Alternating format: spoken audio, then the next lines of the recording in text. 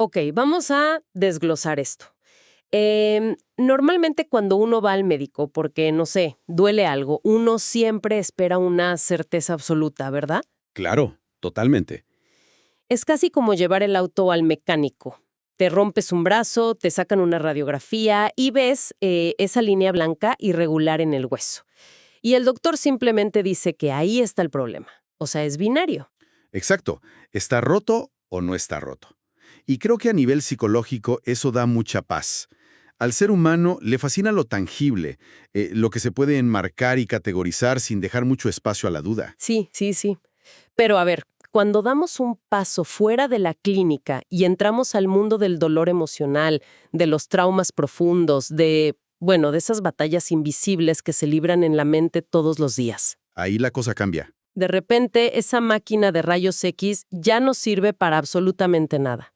Nos quedamos mirando un panorama que es, digamos, bastante turbio y súper complejo. Es un terreno muy distinto, sí. Y justo por eso, la inmersión de hoy me tiene tan atrapada. Yo estoy fascinada porque vamos a desmenuzar un documento muy, muy particular. Aborda este dolor, pero desde una óptica que rompe por completo con la psicología secular a la que estamos acostumbrados. Sí, es un texto fascinante, porque no es una teoría de escritorio.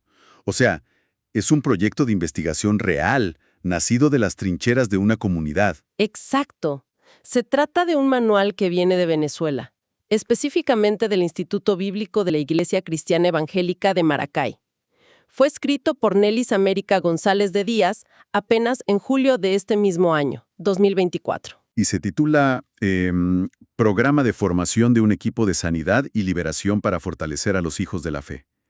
Lo interesante aquí es que el documento busca dar respuesta a crisis emocionales y espirituales muy palpables dentro de esa congregación específica. Y fíjate que hay un detalle visual que, wow, me voló la cabeza antes de leer la primera página.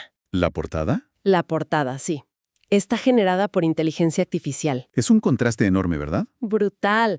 O sea, muestra a un grupo diverso de personas tomadas de la mano en círculo y están rodeadas de un paisaje rural muy venezolano. Hay ríos, campos de naranjos, todo simbolizando como una abundancia espiritual. Claro, y el contraste está en que, por un lado, usan estas herramientas tecnológicas súper modernas, la inteligencia artificial del siglo XXI, y por el otro, el contenido nos sumerge en, bueno, conceptos antiquísimos de guerra espiritual. Exacto.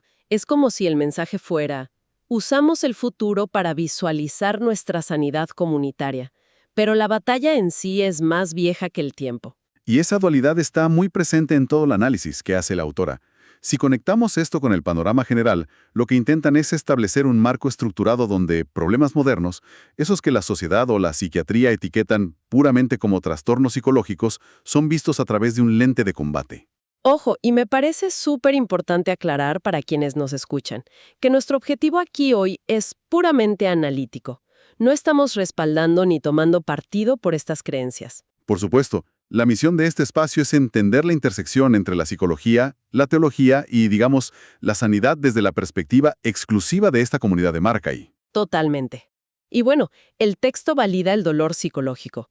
No dicen que la depresión o la ansiedad sean un invento, Para nada, lo reconocen como algo muy real. pero le otorgan una raíz causal y una solución radicalmente distinta a la que te daría un terapeuta en un consultorio tradicional. Entonces, para entender cómo operan, creo que primero necesitamos entender cómo definen el campo de batalla, ¿no? Sí, la anatomía del ser humano, básicamente. Ajá. Basándose en un pasaje bíblico, creo que es Primera de Tesalonicenses, dividen al ser humano en tres partes muy definidas: espíritu, alma y cuerpo. Y hacen mucho énfasis en que no son sinónimos. No lo son territorios completamente distintos. Y el texto entra en la etimología para dejarlo súper claro. Hablan del espíritu, que viene del hebreo neshamai, que significa aliento. El aliento de vida. Exacto. Es la capa más profunda, la única parte capaz de contactar a Dios directamente. En su teología, al nacer de nuevo, al aceptar la fe, el Espíritu Santo mora ahí. Ese territorio ya está asegurado. Ok, luego pasamos al alma. Y aquí es donde, para mí, la línea entre la religión y la ciencia se vuelve súper borrosa y fascinante. El manual explica que alma viene de la palabra hebreo nefesh y del griego psuje. Suje, Claro, la raíz de psicología. Exactamente. El alma es la sede del yo, o sea, tu personalidad, tus emociones, tu voluntad, tu intelecto. Todo lo que te hace ser tú reside en el alma. Y finalmente está el cuerpo, que lo ven como el órgano externo, el vehículo de contacto con el mundo material. Pero el conflicto central del libro estalla en esa segunda capa, en el alma, porque la premisa es que el espíritu puede estar perfecto y renovado, pero el alma no se reinicia automáticamente. No, el alma guarda memoria. Y aquí entra el concepto pilar de todo este documento, que es la sanidad interior. Es el proceso de restaurar esa alma. Yo leyendo esto, para procesarlo mejor, me imaginé una analogía. Piensa en una casa antigua. A ver. Imagina que esa casa antigua acaba de ser comprada por un dueño nuevo. Ese sería el renacimiento espiritual, ¿no? El espíritu es el papeleo legal. Las escrituras, el nombre del propietario ya cambió oficialmente. Ok, el trámite legal está hecho. El cuerpo sería, digamos, la fachada de la casa. Pero el alma es la sala de estar. Y si esa sala lleva años acumulando basura, si tiene muebles rotos por los traumas de la infancia, humedad por la falta de perdón. Claro, no importa que tengas un título de propiedad nuevo. Exacto, vivir ahí adentro va a ser miserable. No basta con cambiar el papel legal, hay que entrar con escoba y cloro a limpiar a fondo. Entonces yo te pregunto, ¿cómo sugiere exactamente la autora que se debe hacer esta limpieza antes de pasar a problemas mayores? Bueno, el texto es muy enfático en que la basura no desaparece sola con el paso de los días. La sanidad interior es un proceso paulatino, guiado por la fe, para quitar lo que ella llama las espinas de los recuerdos dolorosos.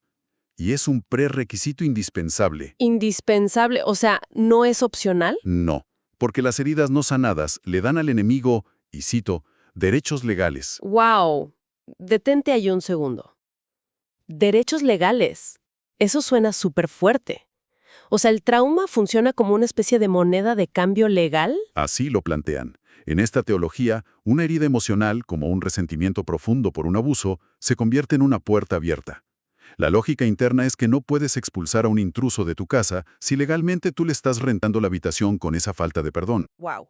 Eso cambia absolutamente todas las reglas del juego. Y si entendemos que el alma alberga estas heridas y funcionan como permisos de residencia, llegamos a la parte más polémica de todo el documento. Aquí es donde se pone realmente interesante. Sin duda. La gran controversia, ¿pueden estas vulnerabilidades ser explotadas por entidades literales en personas devotas? O sea, en creyentes, en gente que va a la iglesia. Y aquí es donde la autora, apoyándose en el teólogo Ed Murphy, va en contra de la creencia tradicional. Muchos asumen que un creyente, por el simple hecho de serlo, no puede tener demonios. Pero ella dice que eso es falso, ¿no? Exacto, ella desafía esa idea. Para que no suene herejía dentro de su comunidad, hacen una distinción vital entre dos conceptos muy específicos: ser poseído versus ser demonizado. Claro, posesión implica que el intruso es dueño absoluto de toda la casa. Y eso, según el texto, no le puede pasar a un creyente sincero porque su espíritu ya tiene dueño. Sin embargo, sí puede ser demonizado u oprimido. Eso significa que estas entidades pueden ejercer una influencia directa en áreas específicas de su vida, operando desde esa sala sucia del alma. De hecho, fundamentan esto con ejemplos bíblicos. No es que se lo sacaron de la manga. Mencionan los cambios drásticos de personalidad del rey Saúl, que era el líder ungido, y de repente tenía episodios de ira incontrolable. O el caso de Ananías y Zafira en el Nuevo Testamento, de quienes dicen que Satanás llenó sus corazones, a pesar de ser miembros de la primera iglesia. Y la mujer que Jesús sana en el Evangelio de Lucas, que él mismo llama hija de Abraham, pero dice que había estado atada por un espíritu de enfermedad. O sea, la credencial religiosa no te hace inmune a la opresión. Exactamente. Y el documento enumera las puertas de entrada para esta opresión: pecados generacionales, el impacto del abuso infantil, la ira, el resentimiento crónico, prácticas ocultas. A través de ahí se construyen lo que llaman fortalezas mentales. Ah, las fortalezas mentales. Ese concepto me parece súper relevante. Son esos pensamientos constantes que te repiten en bucle. No sirvo para nada, soy un fracaso total. Exacto. Patrones de pensamiento paralizantes. Pero a ver, si alguien que nos escucha tiene una mente muy analítica, seguro le está saltando una alarma. Y confieso que a mí también me hace un poco de ruido. Si una persona tiene un problema de ira o es irresponsable, ¿no resulta demasiado conveniente culpar a un espíritu invisible? Es una excelente observación. O sea, en lugar de asumir la responsabilidad de las propias acciones, suena un poco a escapismo. Lo fascinante aquí es cómo la autora aborda exactamente esa crítica. El texto no ignora que la naturaleza carnal existe, reconoce que los malos hábitos humanos y las decisiones equivocadas son reales. No le echan la culpa de todo al diablo. Entonces, ¿cómo lo diferencian? Sostienen que en circunstancias inusuales de pecado continuo o de un trauma muy masivo, fuerzas externas se adhieren a esas debilidades. Es como una herida física. Si te cortas el brazo por un descuido, la herida es tu culpa. Ajá. Pero si no la limpias y entra una bacteria, la bacteria ya no es la herida, es un agente externo aprovechando la apertura. Wow, esa analogía de la infección lo explica perfecto. Y entiendo que por eso critican tanto a las iglesias modernas que intentan curar esto solo con psicología. Claro. La autora argumenta que tratar problemas espirituales solo con psiquiatría secular es ignorar el modelo de Jesús, que pasaba mucho tiempo expulsando entidades. Y ante una amenaza tan real para ellos, surge la necesidad táctica de saber cómo se organizan. Y aquí entramos en la metodología de esta comunidad en Maracay. Parecen un equipo de cirujanos de élite. Totalmente. Tienen un protocolo de preparación muy exigente. Esto no es magia. Requiere arrepentimiento, confesión, mucha humildad, oración y ayuno. Y algo súper específico, exigen renunciar de forma audible a esos pensamientos. No basta con pensarlo, tienes que decirlo en voz alta para romper el contrato legal. Y nunca, pero nunca deben operar en solitario. Sí, eso me llamó la atención. Trazan el precedente bíblico de Jesús enviando a los discípulos de 2 en 2 y el principio de Eclesiastés de que mejores son 2 que 1. El trabajo en equipo es innegociable. Como cirujanos, no operan solos y no entran con las manos sucias. Hablan del perfil del liberador, y no cualquiera puede hacerlo. Debe manifestar amor, gozo, paz, dominio propio. Tiene que estar ungido y vivir en obediencia. Y tener autoridad delegada. Exacto. Citan una advertencia tremenda del libro de los Hechos, los hijos de Esqueva, unos hombres que intentaron expulsar un demonio sin tener autoridad real. Y les fue muy mal. Sí, el texto dice que la entidad los reconoció como farsantes y terminaron golpeados. Es un aviso de que los peligros en este campo de batalla son físicos y reales. Tan reales que la autora realizó una investigación de campo para este proyecto. Aplicó una encuesta a 17 personas. Que representa como el 30% de la congregación dominical del IBESEM, ¿no? Así es, una muestra muy representativa.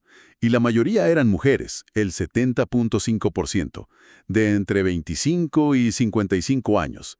El 100% apoyó la idea de capacitar a un equipo.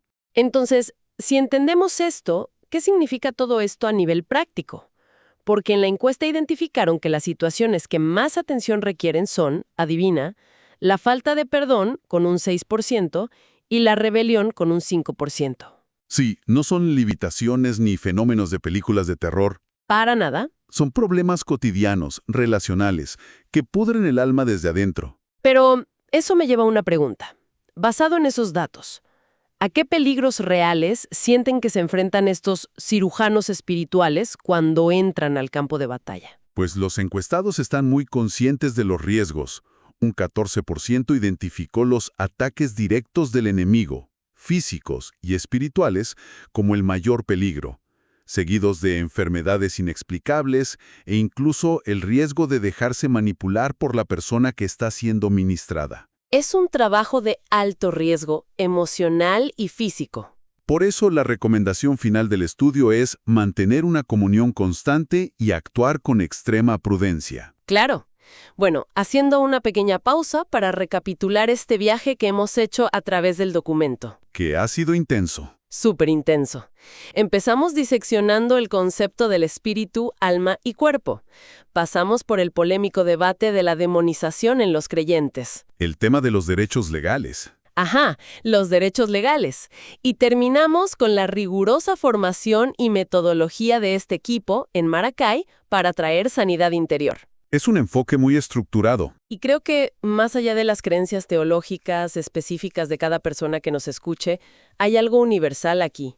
El concepto de las fortalezas mentales. Definitivamente. O sea, esos patrones de pensamiento paralizantes que te susurran al oído, no puedes o eres un fracaso, eso lo vive todo el mundo, sea religioso o no. Todos tenemos nuestra propia versión de esa basura en la sala del alma. Exacto, y la necesidad de identificar la raíz de esas heridas, ponerles un nombre y trabajar activamente en equipo para erradicarlas, resuena profundamente en cualquier proceso de mejora personal. No podemos sanar en aislamiento total. Eso plantea una pregunta importante para cerrar este análisis. Si conectamos esto con la psicología, uno se pregunta qué pasaría si el simple acto de externalizar nuestros demonios internos fuera clave. ¿A qué te refieres exactamente? Al acto de reconocer que esos pensamientos destructivos no son nuestra verdadera identidad, darles un nombre y desterrarlos en voz alta, quizás sea en realidad uno de los mecanismos psicológicos más profundos y efectivos que tenemos para recuperar el control de nuestras propias vidas. Wow, externalizar el problema para quitarle el poder. Es una idea súper poderosa, la verdad. Una que definitivamente te deja pensando mucho sobre cómo gestionamos nuestras propias voces internas y nuestra sanidad mental. Ha sido un análisis increíble. Y bueno, con esa reflexión final, cerramos esta inmersión profunda. Nos escuchamos en la próxima.